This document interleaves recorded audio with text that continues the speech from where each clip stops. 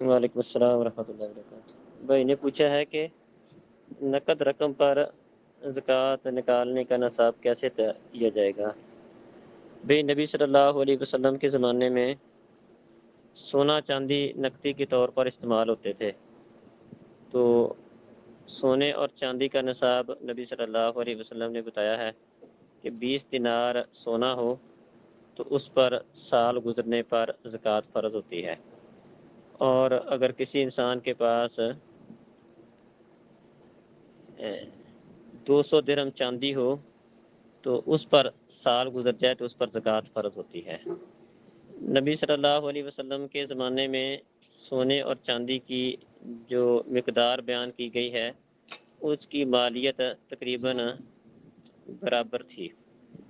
تو اب ہمارے ہاں سونے چاندی کے ساتھ لین دین نہیں ہوتا، ایک مسئلہ تو یہ ہے۔ دوسرا یہ ہے کہ سونے اور چاندی کی قیمت میں کافی سارا تفاوت ہے، فرق ہے، تو اب اس کا کیا حل کیا جائے؟ تو اس میں یہ ہے کہ یہ جو روپے پیسہ ہے یہ سونے چاندی کے عوض استعمال ہوتا ہے، نقدی کے طور پر اب سونے چاندی کی بجائے روپے پیسہ استعمال ہوتا ہے، تو اب روپے پیسہ کے اوپر ہی زکوٰۃ فرض ہوگی۔ اب دیکھا جائے گا کہ یہ روپے پیسہ کس کی جگہ پر استعمال ہوتا ہے۔ تو عام طور پر ہمارے ہاں جو نقدی ہے یہ تقریباً سونے کے ساتھ اس کا ریٹ طے ہوتا ہے،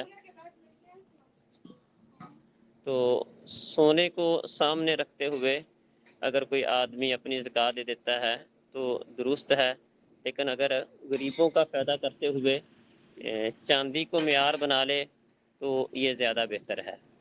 تو بہرحال سونے کا حساب لگائیں تو سونا تقریباً 20 دینار وہ ہمارے ہاں 7.5 تولے معروف ہے۔ 7.5 تولے اگر کسی کے پاس سونا موجود ہے یا اس کے برابر اس کے پاس نقدی موجود ہے اور اس پہ سال گزر جائے تو زکوٰۃ فرض ہوگی۔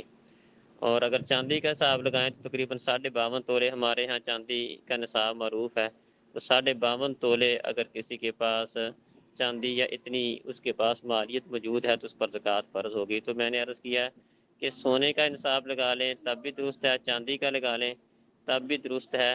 تو چاندی کا لگانے سے یہ ہے کہ غریبوں کا فائدہ زیادہ ہوگا کہ تھوڑی مالیت کے اوپر بھی زکوٰۃ فرض ہو جائے گی۔ واللہ اعلم۔ السلام علیکم۔